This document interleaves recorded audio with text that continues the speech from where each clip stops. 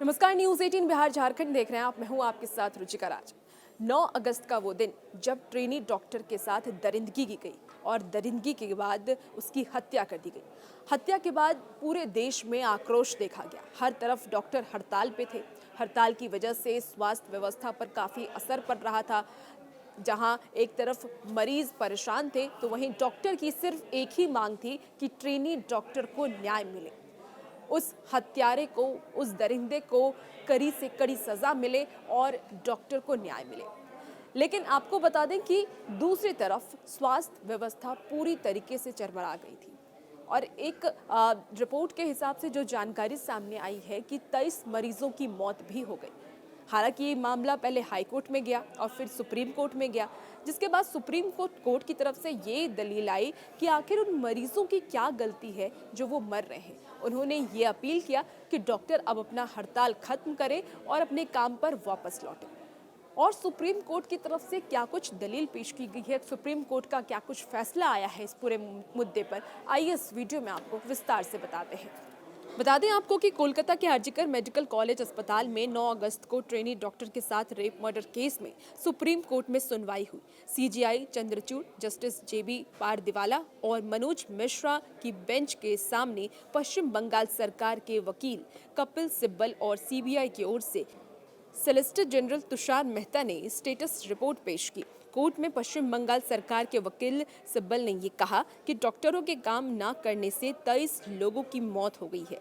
CGI के case report पर सवाल किए उन्होंने सिब्बल से ये पूछा कि क्या कोलकाता पुलिस ने सुबह 8:30 बजे से रात के 10:45 तक की पूरी फुटेज सौंप दी है।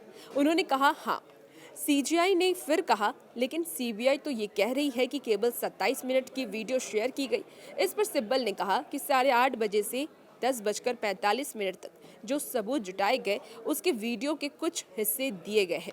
कुछ तकनीकी गड़बड़ी की भी आई थी, हार्ड डिस्क भरी हुई थी जो पूरी दी जा चुकी है।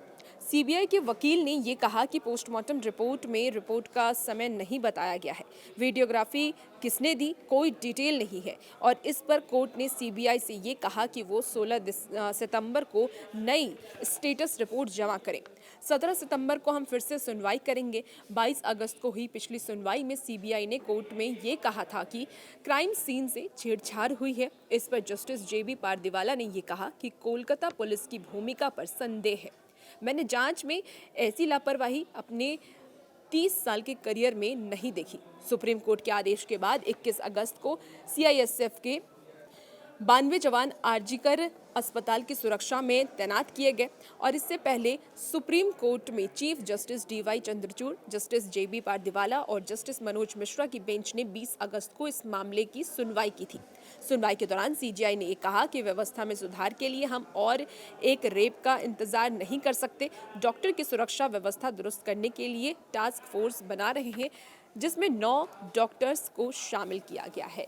तो अब एक तरफ जहां सुप्रीम कोर्ट की तरफ से ये फैसला आया है और ये कहा जा रहा है कि डॉक्टर्स की सुरक्षा के लिए हम हर संभव कदम उठा रहे हैं और डॉक्टर को आने वाले वक्त में परेशानी नहीं होगी, लेकिन डॉक्टर अब अपने काम पे वापस लौट जाए क्योंकि इससे मरीजों को काफ़ी दिक्कत हो रही है। 23 मरीजों की मौत हो चुकी है क्योंकि डॉक्टर हड़ताल पर है।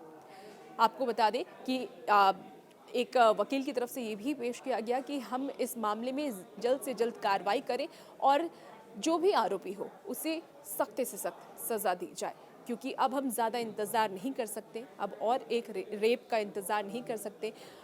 आरोपियों के अंदर, उन दरिंदों के अंदर ये खौफ होना चाहिए कि अगर वो ऐसी दरिंदगी करते हैं, इस तरीके से हैवानियत करते हैं तो उन्हें सज़ा मिलेगी। आपका क्या कुछ मानना है कमेंट बॉक्स में बताइएगा और भी ऐसी खबरों के लिए आप बने रहिए न्यूज़ 18 बिहार झारखंड के साथ।